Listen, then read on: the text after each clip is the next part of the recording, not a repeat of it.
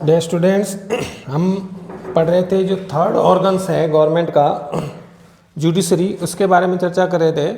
और उसमें हमने फॉर्मेशन ऑफ सुप्रीम कोर्ट पढ़ा था कि भारत में जो न्यायिक व्यवस्था है वो एकीकृत है और एक पिरामिड के रूप में है। उस पिरामिड में सबसे ऊपरी स्तर पर होता है सुप्रीम कोर्ट, ठीक है, और मध्य स्तर पर होता है हाई कोर्ट, जो अलग अलग स्टेट की अलग अलग होती है। 28 स्टेट की 24 जो है हाई कोर्ट है, ठीक है। और उसके आगे जो है उसके नीचे जो है डिस्ट्रिक्ट कोर्ट होती है और उसके बाद जो है सबऑर्डिनेट कोर्ट। तो इस तरह न्याय का ढांचा जो है वो एकीकृत है, पूरे देश में एक जैसी न्याय व्यवस्था है। याद रखना है आपको, अलग सेपरेटली नहीं है, अलग अलग स्टेट की अलग अलग न्याय व्यवस्था नहीं है, ठीक है। तो अब सुप्रीम कोर्ट के फॉर्मेशन के बारे में हमने चर्चा की थी कि इसमें नंबर ऑफ जजेज हमने पढ़ा था कि शुरुआत में जो है कितने जज होते थे। जब 1950 में जब देश आज़ाद हुआ था, हमारा जो गणतंत्र लागू हुआ था, तो उस समय जजेज की संख्या जो होती थी वो होती थी 7+1, यानी एक सीजे चीफ जस्टिस होता था और 7 अलग अन्य न्यायाधीश होते थे, ठीक है। सन 2008 में इसकी संख्या बढ़ा करके, यानी 1950 में जो है 1+7 होते थे, यानी एक सीजे सुप्रीम चीफ जस्टिस होता था प्लस अदर जस्टिस होते थे। 2008 में इसकी संख्या बढ़ा करके 1+30 कर दी गई, यानी टोटल जो जजेज होते हैं उनकी संख्या कितनी कर दी गई, 31, ठीक है। तो ये याद रखना है आपको। और इनकी जो क्वालिफिकेशन है उसमें हमने बात की थी कि जजेज के लिए एक सिस्टम अपनाया गया है, जिस सिस्टम को हम बोलते हैं जजेज की जो अपॉइंटमेंट है उसके लिए एक सिस्टम अपनाया गया है जिसे हम बोलते हैं कॉलेजियम सिस्टम, ठीक है। इस कॉलेजियम सिस्टम में हमने पढ़ा था क्या होता है कि इसमें सुप्रीम कोर्ट का जो है यानी प्रेसिडेंट अपॉइंट करता है सारे जजेस को, ठीक है। इसमें प्रेसिडेंट 4 जो वरिष्ठ न्यायाधीश है, जो मोस्ट सीनियर जजेज हैं, सीनियर मोस्ट जजेज हैं, उनसे क्या करता है एडवाइस लेकर के, और ये सीनियर मोस्ट जजेज जो हैं वो क्या करते हैं लिस्ट देते हैं प्रेसिडेंट को, और उसी लिस्ट में से प्रेसिडेंट जो है वो सुप्रीम कोर्ट और हाई कोर्ट के जजेज को अपॉइंट करता है। तो कौन अपॉइंट करता है, प्रेसिडेंट अपॉइंट करता है सुप्रीम कोर्ट और हाई कोर्ट के जजेज को, ठीक है। उनके लिए रूल्स रेगुलेशन कौन बनाता है, पार्लियामेंट बनाता है। जजेज की संख्या कितनी होगी, जजेज के वेतन भत्ते कितने होंगे, ये सब कौन तय करता है, ये तय करता है पार्लियामेंट। इसका मतलब सुप्रीम को हम कह सकते हैं कि जजेज के मामले में उनकी अपॉइंटमेंट अलग होती है, उनको हटाने का तरीका या उनकी जो संख्या है वो तय अलग होती है, ठीक है। सेकेंड हमने क्वालिफिकेशन पढ़ी थी, क्वालिफिकेशन ऑफ जजेज पढ़ी थी। तो उसमें हमने पढ़ा था कि एक तो वो जो है भारत का नागरिक होना चाहिए, he should be citizen of India, पहली, यानी भारत का नागरिक होना चाहिए, ये पहली योग्यता है, ठीक है। और दूसरी योग्यता थी कि अगर सुप्रीम कोर्ट या हाई कोर्ट में लगभग 5 साल तक वो जो है वो जज के रूप में काम कर चुका हो, एक तो ये योग्यता। या दूसरी क्या योग्यता है, अब किसी हाई कोर्ट में या किसी भी कोर्ट में वो जो है वो 10 साल तक एडवोकेट के रूप में काम कर चुका हो, दूसरी योग्यता। या तो ये हो या ये हो, और या फिर क्या होगी, या फिर प्रेसिडेंट के अनुसार वो जो है वो क्या होगा कि एक्सपर्ट इन लॉ, यानी कानून का अच्छा जानकार हो, ठीक है, in the view of the president, राष्ट्रपति की दृष्टि में वो कानून का अच्छा जानकार हो। इन तीनों में से कोई भी एक योग्यता अगर पूरी करता है तो उसको सुप्रीम कोर्ट का जज या हाई कोर्ट का जज बनाया जा सकता है। तो ये क्वालिफिकेशन है, इंपॉर्टेंट क्वालिफिकेशन। तो यहाँ तक की चर्चा हमने पिछली क्लास में कर ली थी। अब हम तीसरा पॉइंट पढ़ते हैं, एग्जीक्यूटिव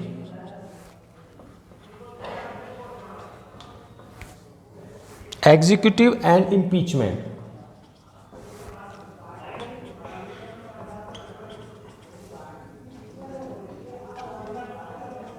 देखिए, हमने बात की थी कि इम्पीचमेंट क्या होता है। जब हमने राष्ट्रपति पढ़ा था, प्रेसिडेंट पढ़ा था, तो हमने पढ़ा था कि प्रेसिडेंट को हटाने का जो तरीका है वो क्या कहलाता है, वो इम्पीचमेंट कहलाता है। यानी प्रेसिडेंट को इम्पीचमेंट के माध्यम से उसके पद से हटाया जा सकता है। ठीक है, अब इसका जो एग्जीक्यूट कैसे होता है, एक नियम कैसे एग्जीक्यूट करता है। ठीक है, एवरी जजेस of supreme court remains in office till the age of 60। तो अगर हम इसका टेन्योर देखें, टेन्योर देख कह सकते हो या टर्म कह सकते हो कि हर जजेज का जो टर्म है वो होता है 65 ईयर्स, यानी 5 साल 10 साल नहीं होता है, बल्कि एक जज अपने पद पर 65 ईयर्स तक पद पर बना रह सकता है। उसके बाद 65 के बाद वो रिटायरमेंट हो जाता है। ठीक है, तो एक जज, सुप्रीम कोर्ट का एक जज कितने समय तक अपने पद पर बना रख सकता है, 65 ईयर्स तक, 65 साल की आयु में वो जो है अपने पद पर बना। यानी अगर जैसे कोई सुप्रीम कोर्ट का जज बना, माना कि 57 ईयर्स में, 57 साल की उम्र में वो बना, तो कितने साल नौकरी करेगा वो जज के रूप में, कितने साल रहेगा, 8 साल रहेगा।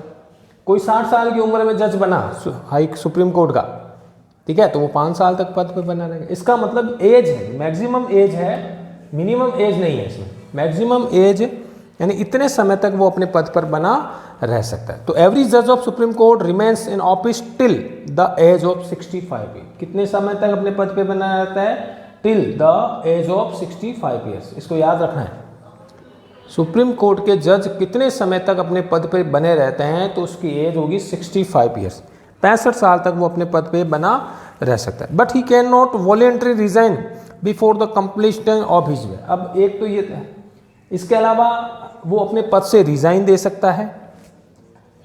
ठीक है, वॉलेंटरी रिजाइन यानी मर्जी से अपनी रिजाइन दे सकता है, 65 साल से पहले आयु पर अपना वो रिजाइन दे सकता है। और थर्ड जो तरीका है उसको हटाने का, वो है आपके इम्पीचमेंट। ठीक है, the parliament can also remove a जज from his her post the misconduct of the incapability. अब देखिए इसको हटाने का तरीका क्या है। अगर इसे रिमूव करना है, जज को रिमूव करना है, तो जज को रिमूव करने का वही तरीका है जो प्रेसिडेंट का होता है। यानी जिस तरीके से प्रेसिडेंट को हटाया जाता है, कौन से तरीके से, इम्पीचमेंट से, उसी तरीके से सुप्रीम कोर्ट और हाई कोर्ट के जज को हटाया जाता है। तो कौन हटाएगा इम्पीचमेंट में, हमने पढ़ा था, कौन हटाएगा इम्पीचमेंट से, पार्लियामेंट हटा सकती है। ठीक है, अब पार्लियामेंट किस तरीके से हटाएगी, किसी जज को इन बिना कारण की नहीं हटा सकती। 2 कंडीशन है जिसकी वजह से उसको हटाया जा सकता है। ठीक है, पहला मिसकंडक्ट, मिसकंडक्ट यानी दुर्व्यवहार, बुरे व्यवहार की वजह से अगर वो ऐसा कोई व्यवहार करे, उस वजह से हटाया जा सकता है। और दूसरी कंडीशन क्या होगी, इनकंडक्ट, इनकैपेसिटी,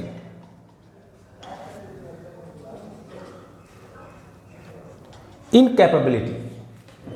ठीक है, 2 रीजन से उसको पार्लियामेंट उस पर इम्पीचमेंट लागू कर सकती है। ऐसा नहीं अपनी बिना कारण के किसी पर इम्पीचमेंट नहीं लाया जा सकता। पार्लियामेंट जो है वो इस पर इम्पीचमेंट 2 कारणों से लागू कर सकती है। एक तो उसके मिसकंडक्ट यानी दुर्व्यवहार की वजह से, अगर उसने कोई रिश्वत ली है या उसने कोई फायदे का जो है लेकर के डिसीजन किया है, तो ये मिसकंडक्ट में आ जाएगा। ठीक है, और दूसरी क्या होगी, इनकैपेबिलिटी यानी अयोग्यता की वजह से, अयोग्यता की वजह से या असमर्थता की वजह से, इन दोनों की वजह से जो है उसको हटाया जा सकता है। पार्लियामेंट उस पर इम्पीचमेंट लागू कर सकती है। ठीक है, तो इसमें क्या आएगा, if both the respectively house of the parliament prove a जज ऑफ बी इनकेपेबल और misconduct through 2/3 majority of their member, then the जज will be leave his office by the order of president. तो यहाँ पर ध्यान रखना है कि कौन लेकर के आएगा इम्पीचमेंट, इम्पीचमेंट लाएगी पार्लियामेंट। किस वजह से लेकर के आ सकती है, 2 कारणों से, मिसकंडक्ट और इनकैपेबिलिटी। तो अगर उस पर इम्पीचमेंट चलाया जा रहा है, तो पहली बात, इम्पीचमेंट कोई भी ला सकता है, लोकसभा ला सकती है और राज्यसभा भी ला सकती है। ठीक है, उसमें जिस सदन में ये लेके आया है उस पर, उस हाउस में 2/3 मेजोरिटी से उसको पास होना जरूरी है। ठीक है, फिर वो बहुत दूसरे हाउस में जाएगी, उसमें भी 2/3 मेजोरिटी से पास होना जरूरी है। और जब दोनों में, बोथ हाउस में पास हो जाए 2/3 मेजोरिटी से, तो फिर वो जाएगी प्रेसिडेंट में। तो प्रेसिडेंट उस पर साइन करके और उसको उसके पद से हटा सकता है। बात समझ में आ गई? किस तरीके से which system the remove the जजेज of supreme court and high court, ठीक है। तो हम कह सकते हैं remove from the impeachment motion. अब इम्पीचमेंट में किस वजह से इम्पीचमेंट लाया जा सकता है? एक तो मिसकंडक्ट की वजह से और एक इनकैपेबिलिटी, ठीक है, दुर्व्यवहार या अयोग्यता की वजह से, ठीक है। अब अगर इम्पीचमेंट लाने के लिए बोथ हाउस कोई भी लेकर के आ सकता है, जजेस पर इम्पीचमेंट लोकसभा भी ला सकती है, राज्यसभा भी ला सकती है, लेकिन बोथ हाउस में 2/3 मेजोरिटी से पास हो जाए, उसकी जांच होती है कि भाई वास्तव में उसने ऐसा गलत व्यवहार किया या नहीं किया, ठीक है। और उस जांच में अगर सही पाया जाए कि भाई हाँ उसने ऐसा व्यवहार किया है, तो उसको पद से हटाया जा सकता है। तो वैसे क्या बात पड़ी? वैसे तो इसका टर्म टेन्योर 65 ईयर्स तक होता है, टिल 65 ईयर्स, 65 साल तक वो अपने पद पे बना रह सकता है एक जज, न्यायाधीश, ठीक है। और इसके पहले वो अपना रिजाइन भी दे सकता है, त्यागपत्र दे सकता है। और तीसरी कंडीशन क्या होगी? इसमें उस पर इम्पीचमेंट तरीके से पार्लियामेंट उसको समय से पहले हटा सकती है। और इम्पीचमेंट में बोथ हाउस में 2/3 मेजोरिटी से अगर इम्पीचमेंट पास हो जाए तो उसको पहले समय से पहले हटाया जा सकता है, ठीक है भाई। तो ये हो गया आपका रिमूव द जजेज ऑफ सुप्रीम कोर्ट, ठीक है। Number 4, salary allowance allowances and facilities।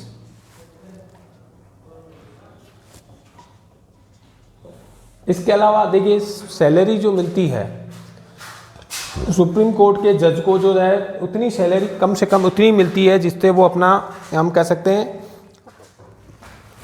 उसकी सैलरी में किसी तरह की कोई कटौती नहीं हो सकती।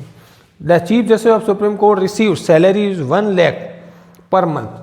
तो ये पहले 1 लाख था, आपकी बुक्स में 1 लाख ही है तो 1 लाख ही लिखना है, लेकिन वर्तमान में इसकी जो है 1.60 लाख लगभग है, याद रखना है। तो ये नहीं लिखना है आपको, बुक में जो है वही लिखना है, ठीक है। तो पर मंथ उसकी सैलरी कितनी मिलती है? हर महीने सुप्रीम कोर्ट के जज को हर महीने 1 लाख रुपए सैलरी मिलती है, ठीक है। सीजे को, चीफ जस्टिस को कितनी मिलती है? 1 लाख। और अदर जस्टिस को जो है, अदर जस्टिस को मिलती है 90,000, 90,000 रुपये, ठीक है। मुख्य न्यायाधीश को 1 लाख रुपए हर महीने पर मंथ मिलते हैं, जबकि अन्य न्यायाधीशों को 90,000 रुपये, क्योंकि बुक में यही है, अभी इसको बढ़ा दिया गया, अभी 1.60 लाख है और इसकी है लगभग 1.50 लाख, ये अदर जजेज को, ये इसकी इनकी सैलरी, ठीक है। तो आपको तो ये लिखना है कि सीजे को 1 लाख पर मंथ मिलते हैं और अदर जजेस को 90,000 पर मंथ मिलते हैं। ये पुरानी सैलरी है 2008 की, अभी इसमें चेंज हो गया, ठीक है। इसके अलावा अलाउंस मिलता है, अलाउंस मतलब भत्ता वगैरह सब कुछ मिलता है। Salary and allowance are reconsidered from the time to time. इनकी अलाउंस और फैसिलिटी ये कौन तय करता है? ये पार्लियामेंट तय करती है। हमने पहले ही पढ़ा है कि सुप्रीम कोर्ट के जजों को कौन तय करता है कि उसकी सैलरी कितनी होगी, अलाउंस कितना होगा, अन्य फैसिलिटी कितनी होगी, ये पार्लियामेंट तय करती है समय समय पर। टाइम टू टाइम जो है चेंज होता रहता है, इसकी सैलरी अलाउंस क्या क्या मिलेंगे, ठीक है। एक बार उसकी सैलरी बढ़ गई तो उसको फिर घटाने का अधिकार नहीं है। Arrangement of the pension and gratuity will also be made. इसके अलावा पेंशन भी मिलती है उनको और अदर फैसिलिटी भी मिलती है, कार वगैरह उनको, है ना। 5वां आगे आ गया क्यूटेंसेस।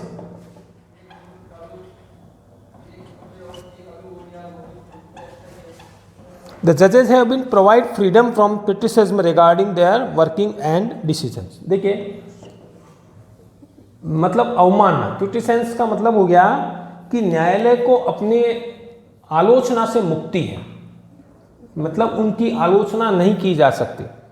किसी भी न्यायाधीश ने कोई डिसीजन दे दिया, किसी को फांसी दे दी या किसी को 10 साल की सज़ा दे दी, तो उसकी कोई आलोचना नहीं कर सकता कि भी इस न्यायाधीश ने गलत किया था। यानी न्यायपालिका को आलोचना से मुक्त रखा गया है, कोई भी उसके जो डिसीजन है उनकी क्रिटिसाइज नहीं कर सकता। जो निर्णय डिसीजन दे दिया जजेज ने चीफ जस्टिस ने या अदर जस्टिस ने जो डिसीजन दे दिया उनकी कोई आलोचना, कोई किसी अखबार में कोई आलोचना नहीं करती, कोई प्रेसिडेंट या कोई भी पीएम या कोई भी मिनिस्टर उन डिसीजन की आलोचना नहीं कर सकता। अगर वो ऐसा करता है तो वो सजा का हकदार होगा, यानी उसको सजा मिलेगी। यानी न्यायालय को आलोचनाओं से मुक्त रखा गया है, ठीक है, उनके निर्णयों की कोई आलोचना नहीं की जा सकती। तो हम कह सकते हैं कि द जजेस have been provide freedom from criticism, freedom from criticism, freedom from criticism, उनकी आलोचनाओं से मुक्त किया गया है उनको, उनकी किसी भी तरह की कोई आलोचना नहीं की जा सकती, ठीक है। वो कोई भी काम करे, कोई भी डिसीजन दे तो फ्रीडम फ्रॉम क्रिटिसिज्म, यानी उन पर किसी की कोई आलोचना नहीं की जा सकती, आलोचना करोगे तो सजा का हकदार होगा। तो ये कहलाएगा क्विस्टेंसेस। Number 6, headquarter of supreme court, ये आपको पता ही है कहाँ पर है भाई, हेडक्वार्टर कहाँ है, सुप्रीम कोर्ट का हेडक्वार्टर कहाँ है, नई दिल्ली में। सुप्रीम कोर्ट का हेडक्वार्टर है न्यू दिल्ली में, ठीक है। हेडक्वार्टर अकॉर्डिंग टू आर्टिकल 130, कौन से आर्टिकल में लिखा हुआ है कि सुप्रीम कोर्ट का हेडक्वार्टर नई दिल्ली, पूरे भारत का सबसे सर्वोच्च न्यायालय नई दिल्ली में है। तो according to article 130 the headquarter of supreme court is new Delhi, नई दिल्ली में है हाई कोर्ट का, सुप्रीम कोर्ट का हेडक्वार्टर, ठीक है। फिर registrations of जजेज, restriction,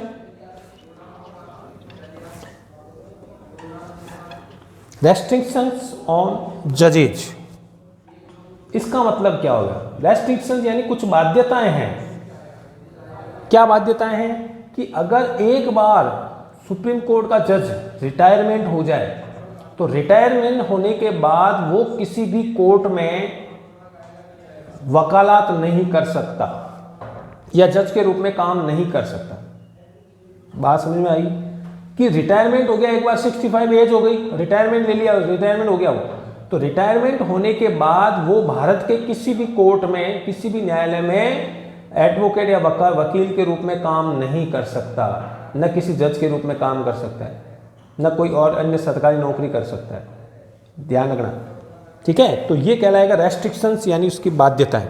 according to provisions of the constitution a person who has remained as a जज of the supreme court, वह व्यक्ति जो सुप्रीम कोर्ट के जज से रिमेन्स हुआ है, रिटायर हुआ है, ठीक है, is not allowed to practice in any court of, not allowed in to practice in any court, किसी भी कोर्ट में प्रैक्टिस नहीं कर सकता। प्रैक्टिस करना मतलब वकालत करना, किसी भी कोर्ट में वकालत नहीं कर सकता। और practice in front of any officers after his retirement, किसी भी ऑफिसर्स के सामने या किसी भी कोर्ट के सामने वो प्रैक्टिस नहीं कर सकता, मतलब एडवोकेट के रूप में काम नहीं कर सकता। एक बार अगर सुप्रीम कोर्ट का जज रिटायरमेंट हो गया तो वो भारत के किसी भी न्यायालय में जज के रूप में या एडवोकेट के रूप में काम प्रैक्टिस नहीं कर सकता। ये इसकी रेस्ट्रिक्शंस है, ये उनकी बाध्यताएं हैं, ठीक है।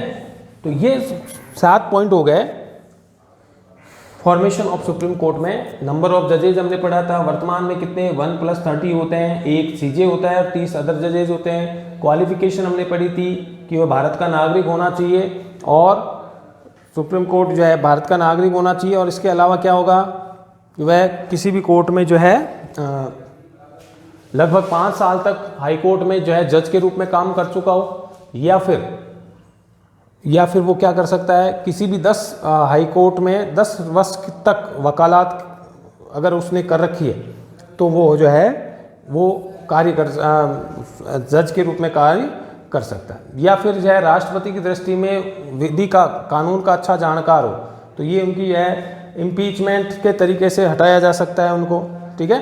फिर सैलरी हमने देखी थी, सैलरी कितनी होगी, तो सैलरी हमने पढ़ी थी 1 लाख रुपए सीजे की होती है और 90,000 अदर से जजे की होती है, ठीक है। तो इस प्रकार हम ये कह सकते हैं। और कॉन्स्टिट्यूंस का मतलब क्या हो गया कि जज प्रोवाइड फ्रीडम फ्रॉम क्रिटिसाइज्म, उनकी किसी तरह आलोचना नहीं हो सकती है, हेडक्वार्टर नई दिल्ली में है इसका, और रेस्ट्रिक्शंस है, यानी रिटायरमेंट होने के बाद वो किसी भी न्यायालय पे पद के रूप में जज के रूप में या एडवोकेट के रूप में कार्य नहीं कर सकते। तो ये हो गए आपके formation of supreme court.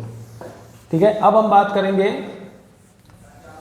Supreme court की जो है वो जुरिडिक्शंस पावर क्या है, शक्तियां क्या है।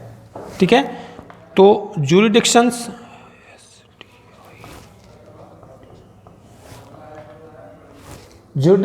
Power and function of supreme court. Supreme court jurisdictions power and function of supreme court. Supreme court की जो है शक्तियां या क्षेत्राधिकार। जुरिडिक्शंस पावर का मतलब क्या होगा, क्षेत्राधिकार, मतलब वो क्या क्षेत्र, कितने बड़े क्षेत्र में काम कर सकता है। क्योंकि भारत का सबसे बड़ा न्यायालय है, इस दृष्टि से पूरे भारत में उसका क्षेत्राधिकार है, और वो कौन कौन से मुकदमों की सुनवाई कर सकता है, इसके बारे में हम बात करेंगे। द इंडियन कॉन्स्टिट्यूशन है given immense power to the supreme court, मतलब बहुत ज़्यादा शक्तियाँ सुप्रीम कोर्ट को दी गई है। Which can be studies under the following heads. Number first jurisdictions power है original jurisdictions. Original jurisdictions,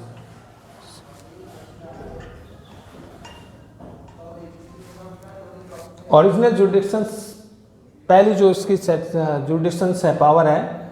original jurisdictions का मतलब हो गया कि वास्तविक या हम कह सकते हैं एकमेव क्षेत्राधिकार, हिंदी में इसको कह लेंगे एकमेव क्षेत्राधिकार, यानी वो मुकदमे जिनकी सुनवाई सीधा सुप्रीम कोर्ट ही कर सकता है और कोई कोर्ट नहीं कर सकता। तो ऐसे मुकदमों को हम कह सकते हैं ओरिजिनल जुरिडिक्शंस, वास्तविक क्षेत्राधिकार।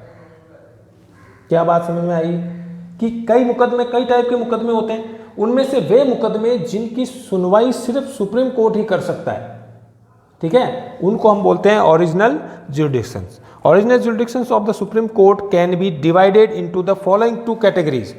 अगर ओरिजिनल जुरिडिक्शंस की बात करें, यानी एकमेव क्षेत्राधिकार की बात करें, तो वो मुकदमे जो सीधे सुप्रीम कोर्ट में ही जिनकी सुनवाई होती है। ठीक है, ऐसे मुकदमों को हम कहते हैं ओरिजिनल जुरिडिक्शंस। ठीक है, इन ओरिजिनल जुरिडिक्शंस को दो भागों में डिवाइड किया जा सकता है। एक होता है ओरिजिनल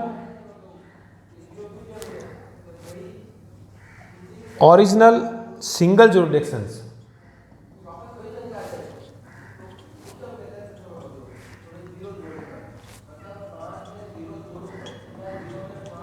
ओरिजिनल जुरिडिक्शंस को दो भागों में डिवाइड किया जा सकता है, ओरिजिनल सिंगल जुरिडिक्शंस और original concurrent jurisdictions.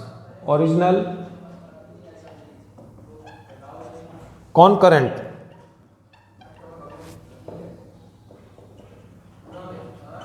Jurisdictions.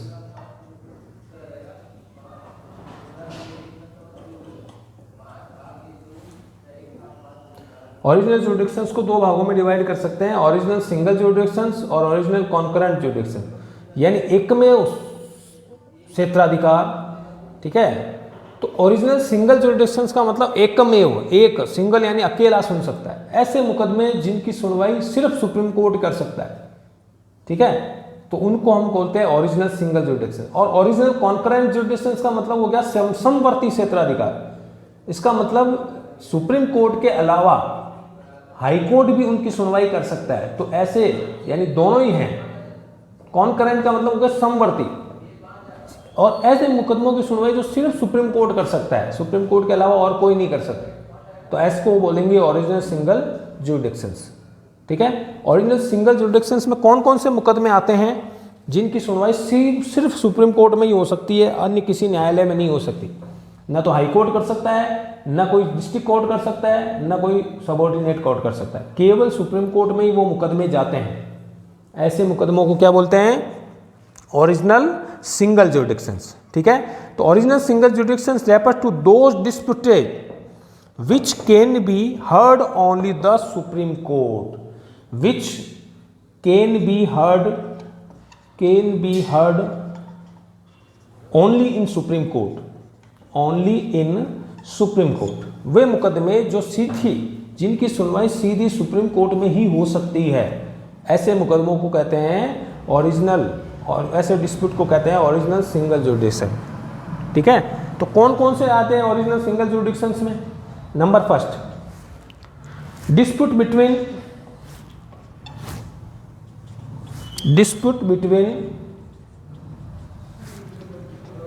the government of India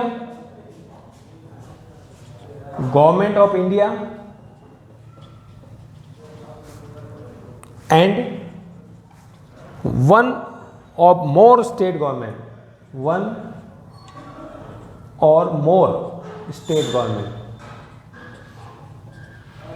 state government.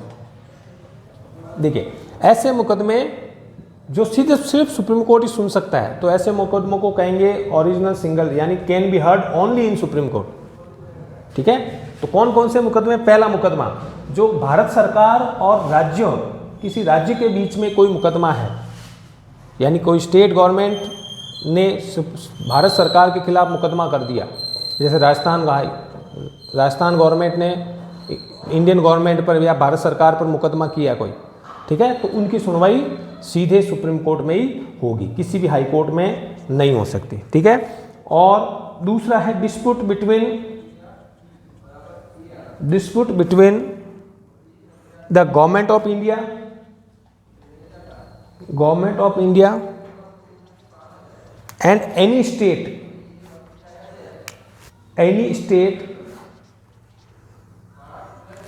of union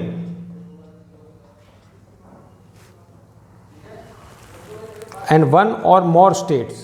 ठीक है, तो एक भारत सरकार या किसी राज्य के बीच में होने वाले विवाद, भारत सरकार या किसी एक राज्य या केंद्र पूरे भारत संघ के खिलाफ होने वाले विवाद, पूरे भारत के स्टेट मिलकर के और सेंट्रल गवर्नमेंट के खिलाफ मुकदमा कर दे, तो उनकी सुनवाई सीधे सुप्रीम कोर्ट में ही हो सकती है। और तीसरा है डिस्प्यूट बिटवीन द टू और मोर स्टेट